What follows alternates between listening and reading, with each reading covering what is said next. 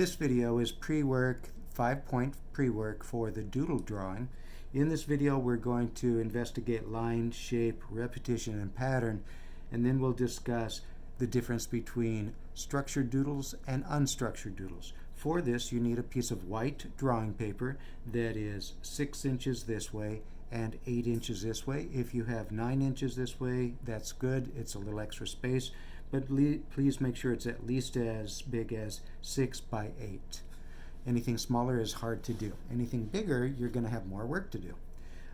For this work, you also want to have an HB pencil. Remember, you can find the label at the end where it's not sharpened in this little silver band. It says HB right there. I'm going to be using 5B just so you can see better on the video. For this, we're going to start off with a vertical line. A vertical line goes straight up and down. Then we're going to draw a horizontal line that goes straight across, side to side. Now draw a diagonal line that goes up at an angle or down at an angle. That's a diagonal line. So a line that goes straight can go vertical, horizontal, or diagonal. And by the way, the definition of a line is a point that moves. So when I drew this line, I put my pencil down and had a point where it met the paper, and I dragged my pencil to drag that point to its end. So a good definition for line is a point that moves. Our line can also be curved. It doesn't have to be straight. It can curve from there to there in a gradual motion. It can curve more than one direction too. It can change its direction twice, right? And multiple times. So both of these are curved lines. These are all straight lines. And once again, it started at a point and moved, and it changed its direction as it moved, whereas a straight line does not change its direction. It just moves from point A to point B. Our next one is shape. There are 4 basic shapes that we focus on with art, and then we can modify them. There is a square. There is a circle. There is a triangle. Those 3 are considered to be geometric shapes because they have precise angles and rigid edges to them. Precise angles, like this is a 90-degree angle. This is a 360-degree angle, right? 360 degrees. So they have angles and edges that are very precise. There's another kind called organic or freeform, and they move more free-flowingly. So they can be like the S or curved line that we have, and you see them in kind of the kidney bean shape. All right? By the way, a shape is flat. It has 2 dimensions to it. It goes from top to bottom for height, and it goes from side to side for width. It does not go back in space. It doesn't look like it's closer and farther away. That would be a 3rd dimension, and that is a different form. It's a different thing than shape. It's similar but different. So I didn't say this, but you should be drawing along with me. So if you haven't started, go back and continue. Go back and draw as I draw, and I'm going to move on with repetition. So if you didn't start when I did, go back and continue it. So repetition is when you take either a line or a shape and you do it multiple times. You move from point to point to point. My light keeps going out. Sorry about that. There we go. So I could take a square, right? And I could repeat it multiple times like this, and that's repetition. Now it doesn't have to be a shape. It could be a line. Maybe I have a curved line and I repeat it over and over again by drawing it over and over again. I might even have a straight line and repeat it over and over again. So it's drawing it multiple times over and over. When we do that, it creates what is called a motif. A motif is the part that repeats over and over again. So we're going to, if we do that, we create what is called a pattern. If we take an object or a line or a shape and repeat it enough times, it creates a pattern of repetition. So I am going to take let's just take a circle since we didn't do that one. I'm going to take a circle and a line. That creates my motif, the two of them together. So I'm going to repeat the two of them together again, and now I've got a pattern.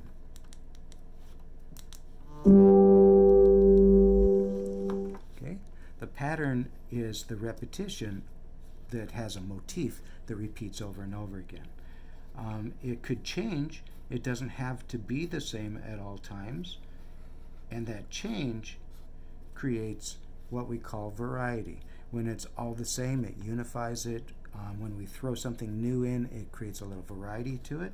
So a pattern can have more than one thing. It could be a circle, a line, a circle, line, line, circle, line, circle, line, line. Okay? So the motif now became these. It's the multiples. So a pattern is when you repeat shapes and or lines to create something that moves our eye from one place to another place across the page. All right, so on the back side, we're going to continue. So flip it over onto the back.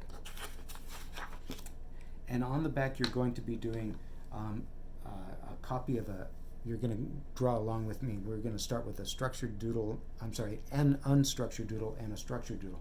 Before we do, I just want to mention that doodling is when you take, let me start that over again. It's an abstract form of art, doodling. It's not supposed to have anything recognizable in it. It's merely lines and shapes and colors, perhaps, that create some visual interest for you, the artist, and for someone to look at it. So abstract art. In this, we're doing a design that uses lines and shapes, and maybe colors if you choose, to create something that could be pretty sophisticated by how well you put them together. One of the features that distinguishes a doodle from a scribble is that it's controlled, it's designed patterns like we did on the other side. So you have to do some patterns, that repetition. If you only do some lines and you just kind of move them around, it has nothing to pull the viewer in. So you want to make sure that you repeat them in a variety of ways. It needs to have some variation to it to make it interesting, but it needs to repeat to create that design. We're going to start at one point and make a mark, and then we're going to continue it with adding marks to it. The light source here, I don't know why it keeps going off. So our first one, if you'll label it up at the top, unstructured. By the way, I am writing sideways so that you can see this on my home screen. So unstructured is our first type of doodle. Now draw a line that's about halfway down from top to bottom of the page, but horizontal across the page. And then write another label, structured. Those are the two types of doodles that you can choose from for this project. If you remember the videos, I showed you two different videos, actually three now. In one of them, the artist was very unstructured. He even kept saying, I didn't have a plan, I just made marks that referred to the previous marks that were dependent on it. And then for the other one, she knew from the very beginning the kind of things that she was going to include in her design, but she let one mark tell her whether the next mark started. So with unstructured, start with a line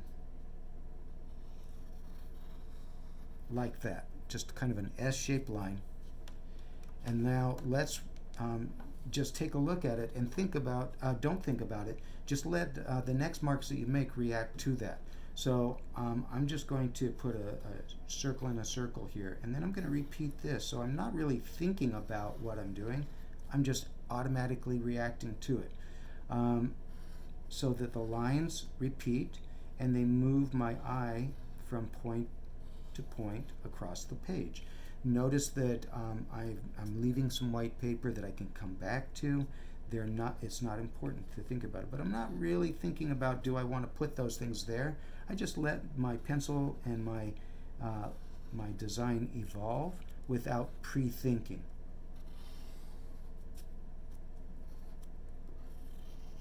but there's still some elements of art in there. You want it to be artistically done. So it's just a matter of letting the marks tell you the mark you just made have another mark that reacts to it in a less structured way. But they still work. They work with each other.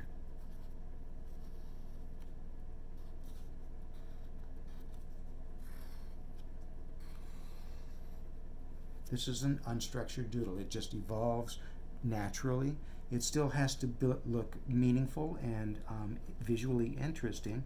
So you have to kind of work it through it. You have to just kind of let it develop. This is the harder of the two types of doodle, because for most of my beginning students, they like to know what's going to happen next before they do it.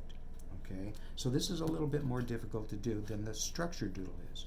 So let's go to the structured doodle. Please make sure that you've filled up the page. You don't have to copy this, but I want you to make a mark that you all the rest of your marks make they react to automatically almost. For the structured doodle, you start the same way. You make a mark of any kind. It can be a line, it can be a dot, it can be a shape, and then pre-think what your next step is going to be. I like how this line kind of meanders that way. We did the same thing in class. I'm going to make that line have a reason for it bumping out. So maybe there's a little circle right here that the line is getting pushed away from. And maybe there's another circle right here that the line has to work its way around, right? So there's a reason for it having that shape. So I'm kind of thinking about it. Now I like the repetition of those. How about if I repeat them in a pattern down here? And that connects these to those. Now I want to have some more lines. Maybe I'm going to let them snake. So I'm letting my patterns develop in a more structured way. I'm thinking about the next step before I do the next step. It feels like two different things happening here, so I want to connect them. So I'm going to bring a line here and bring it over here, so that now this area here is connected to this one by this line that will move from that point to that point. Connection is big. If you just do lots of little drawings all over the page and you don't do something that pulls them all together, it doesn't feel like an artwork. It just feels like random marks. Remember, they are marks, they are lines and shapes, but think about how you let them come together. So I made another one over here to activate this side of the page. And notice it's more angular. This is more organic, right? So I'm going to bring some of these angular lines on purpose over to the organic lines, repeating them purposely. I thought about it before I did it.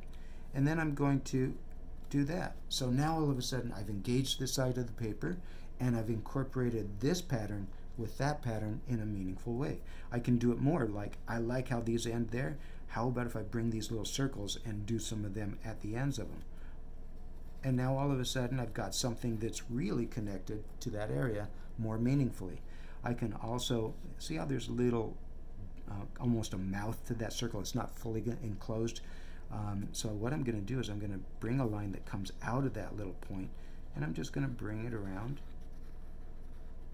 and have something a little more fancy and a little bit more organic looking, maybe a little bit more like a cartoon cloud or something. So if you haven't finished this unstructured doodle, finish that. If you haven't finished a structured doodle, finish it and go fill up the whole little rectangle. This is 5 points. It shouldn't take you more than 15 minutes to do. That's what we did in class.